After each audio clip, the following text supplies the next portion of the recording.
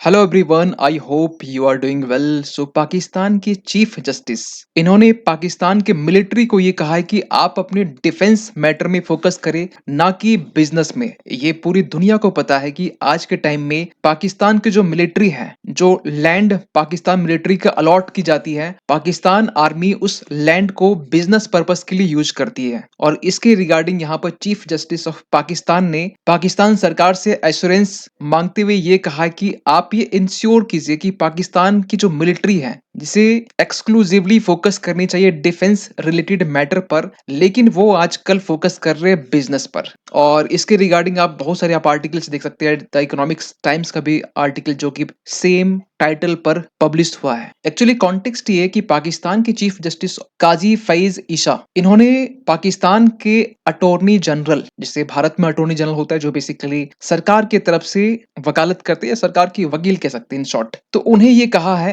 कि पाकिस्तान की जो मिलिट्री है वो एक्चुअली आर्मी को जो अलॉटेड लैंड होते हैं उसमें बिजनेस चलाती है। ये ऐसा नहीं कि ये मुद्दा नया है, क्योंकि इसके रिगार्डिंग जो पेटिशंस है वो पहले भी फाइल किए जा चुके हैं। रिसेंटली एक पेटिशन पर सुनवाई हो रही थी पाकिस्तान के सुप्रीम कोर्ट में, जिसमें ये कहा गया था, इस पेटिशन में ये कहा गया कि मिलिट्री लैंड में कमर्शियल एक्टिविटीज को कैरी किया जा रहा है, ऐसी चीजें निकल के आ रही है। और आंकड़े ये कहते हैं, पाकिस्तान का सरकारी जो सरकारी नहीं, पाकिस्तान का ही अखबार है डॉन, उनका ये कहना है, उन्हीं का ये कहना है 50 commercial entities being run by armed forces. Even की पाकिस्तान के जो चीफ जस्टिस उन्होंने ये भी कहा कि पाकिस्तान की मिलिट्री जिस तरीके से बिजनेस कंडक्ट करवा रही है या कमर्शियल पर्पस के लिए यूज कर रही है, फॉर एग्जांपल कि मैरिज हॉल्स के लिए, सिनेमाज के लिए, इवन आप यहाँ पर आर्टिकल्स में देख सकते हैं कि किस तरीके से पाकिस्तान की जो मिलिट्री है वो लैंड का यूज करती है वेडिंग फंक्शंस को ऑर्गेनाइज करने के लिए, सिनेमाज हॉल बनाने के लिए, होटल्स वगैरह बनाने के लिए, इसके रिगार्डिंग। और ये कब की बात है, 2021 में भी वहां की सुप्रीम कोर्ट ने डिफेंस सेक्रेटरी को ये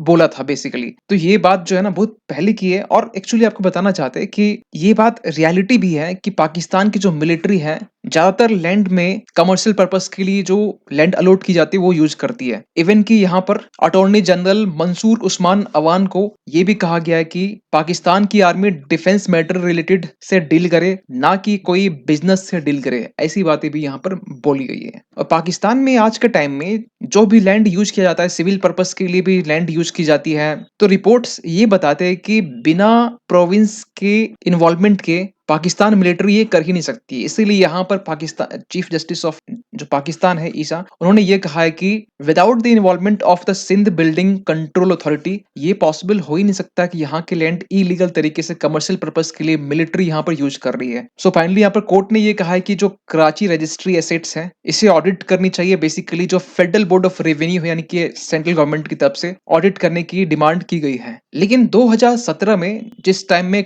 कमर जावेद बाजवा जब मिलिट्री चीफ थे, इन्होंने बहुत अच्छी बात बोली थी कि पाकिस्तान के जो ऑफिसर्स है उसे सीखनी चाहिए इंडियन डेमोक्रेसी से। भारत की जो डेमोक्रेसी है, आपको मालूम है कि यहाँ पर जो मिलिट्री है इनका कोई इन्वॉल्वमेंट पॉलिटिक्स में नहीं होता है, गवर्नमेंट में नहीं होता है। जिस तरीके से पाकिस्तान में जिस दखल अंदाजी चलती है, रिसेंटली इलेक्शन में आपने देखा होगा कि पाकिस्तान की जो मिलिट्री है नवाज शरीफ को बैक कर रही है, सपोर्ट कर रही है, वहां की पॉलिटिक्स में इंटरफेरेंस देखा जाता है। लेकिन ये चीजें भारत में देखी नहीं जाती। इसी बात को लेकर कमर जावेद बाजवा जो है, इन्होंने ये कहा था कि हमें इंडियन डेमोक्रेसी सीखनी चाहिए, जिस तरीके से वहां पर इंटरफेरेंस वाली जो पॉलिसी वहां पर यूज नहीं की जाती है। एक्चुअली बता दें कि ये खुद एक मिलिट्री चीफ है थे बेसिकली। लेकिन आज के टाइम में थोड़ा हम पाकिस्तान की पॉलिटिक्स को देखें तो रिसेंटली आपको पता होना चाहिए कि पूरी पॉलिटिक्स का जो गेम है ये ऑलमोस्ट ओवर होने के बाद में, अब क्योंकि आज के टाइम में किसी को मेजोरिटी हासिल नहीं हुई नंबर के फॉर्म में, पाकिस्तान की जो तहरीक इंसाफ पार्टी है पीटीआई, इमरान खान की, जो बेसिकली अभी रिसेंटली जेल में है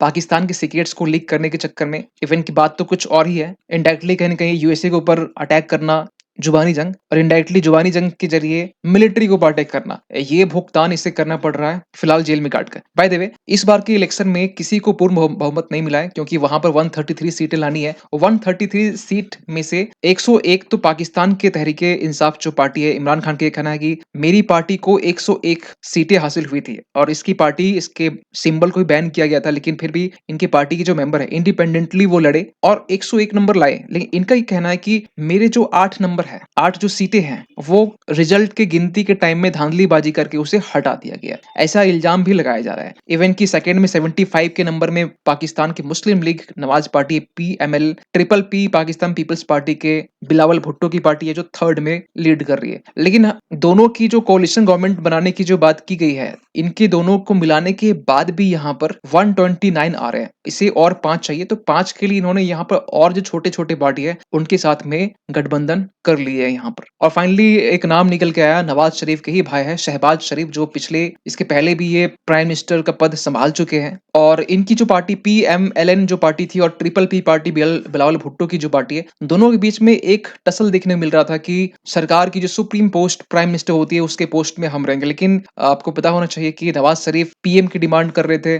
फाइनली वो आउट हो चुके हैं पीएम के, क्योंकि इनका डिमांड ये था कि हमें मेजोरिटी नहीं मिली है। और फाइनली यहाँ पर नवाज शरीफ के जी ब्रदर है शहबाज शरीफ, इनके भाई को पीएम कैंडिडेट के लिए आगे रेफर किया गया और इनके तरफ से एक नाम और रेफर किया गया। बेसिकली जो पंजाब प्रोविंस है, पंजाब प्रोविंस जहाँ के चीफ मिनिस्टर होंगे नवाज शरीफ की बेटी मरियम नवाज। लेकिन इमरान खान ने इन पूरी जो चुनावी प्रक्रिया और रिजल्ट जो रिसेंटली अनाउंस किया गया, इसको लेकर पाकिस्तान ने खासकर अमेरिका से ये कहा कि अमेरिका, आप पाकिस्तान के जो इलेक्शंस के रिजल्ट आए उसमें कोई ट्रांसपेरेंसी नहीं है, चुनावों में धांधलीबाजी हुई, इसलिए आप इसमें इंटरफेरेंस करें। तो ये आज का बेसिकली आर्टिकल है। आज यूएस ने कंसर्न किया है कि पाकिस्तान में किस तरीके से वोटर को सप्रेस किया जा रहा है, इंटिमिडेट किया जा रहा है, कोई ट्रांसपेरेंसी नहीं है वोटर रिजल्ट के काउंटिंग के टाइम में। इवन की पाकिस्तान के जो इमरान खान वो ये कहते हैं कि जो धांधलीबाजी हुई है वो मिलिट्री की इंटरफेरेंस हुई है। लेकिन इसको लेकर यहाँ के जो chief justice of India supreme court के है और इलेक्शन कमीशन ने, दोनों ने इमरान खान के एलिगेशंस को रिजेक्ट कर दिया है। इवन कि यहाँ पर पाकिस्तान में कुछ एक्सपर्ट, कुछ एनालिस्ट ये मानते थे कि इस बार जो इलेक्शन होगा, क्योंकि इसके पहले भी जो अनसर्टिनिटी बनी हुई यहाँ की गवर्नमेंट को लेकर, सरकार, क्योंकि यहाँ 50% तो सरकार किसी गवर्नमेंट होती है, 50% वहां की जो आर्मी वो चलाती है, तो इसको लेकर इलेक्शन हुआ। कुछ उम्मीदें थी कि इस बार कुछ मेजोरिटी वाला साइड हमें देखने को मिलेगा, लेकिन यहाँ पर जिस तरीके से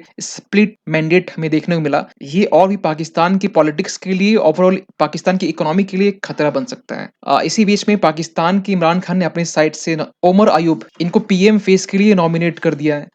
आपको बताना चाहते हैं 133 सीट तो इनके पास भी नहीं है, लेकिन 93 सीट्स हैं। सपोज भी कर लेते कि 101 सीट भी है, फिर भी ये सरकार नहीं बना सकती है। इनका ये दावा है कि जो छोटे छोटे पार्टियां हैं उनका साथ मिल सकता है अगर उन्हें कुछ मिनिस्ट्री, कुछ कैबिनेट के पोजीशन का लालच दिया जाए तो। फिलहाल तो इन्होंने उमर अयूब का नाम नॉमिनेट किया है पीएम फेस के लिए। और उमर अयूब बेसिकली बताना चाहते हैं 1917 में जन्मे, अयूब खान फैमिली से बिलोंग करते हैं। अयूब खान फैमिली यानी कि इनके जो दादाजी थे जनरल मोहम्मद अयूब खान, बेसिकली ये सेकंड प्रेसिडेंट रह चुके हैं पाकिस्तान की। इनके पिता जो है बेसिकली, इनका भी एक सिग्निफिकेंट पॉलिटिकल कैरियर रहा है, जो नेशनल असेंबली में भी ये मेंबर रह चुके हैं, इवन की वेरियस मिनिस्ट्रियल पोजीशंस को भी ये होल्ड कर चुके हैं। आप यहाँ पर ये इमेज देख पा रहे हो अयूब खान की। लेकिन सरकार जो बनाने की जो बात की जा रही है, PMLN और ट्रिपल P पार्टी, इनके बीच में जो डिस्प्यूट्स थे, कॉन्फ्लिक्ट जो हो रहे थे, छोटे छोटे कॉन्फ्लिक्ट, उस कॉन्फ्लिक्ट को लेकर यहाँ पे एक इंटरनल कमेटी बनाई गई है। और ये जो इंटरनल कमेटी है, इसके पहले यहाँ पर जो बिलावल भुट्टो, उन्होंने ये कहा है कि not commit to joining the government, indicating it would support a minority government from the outside. सरकार की किसी भी तरीके से ये ज्वाइन करने वाला नहीं है, लेकिन हाँ, सरकार को सपोर्ट करने वाला जो माइनॉरिटी यहाँ पर जो सरकार है। और इसके लिए यहाँ के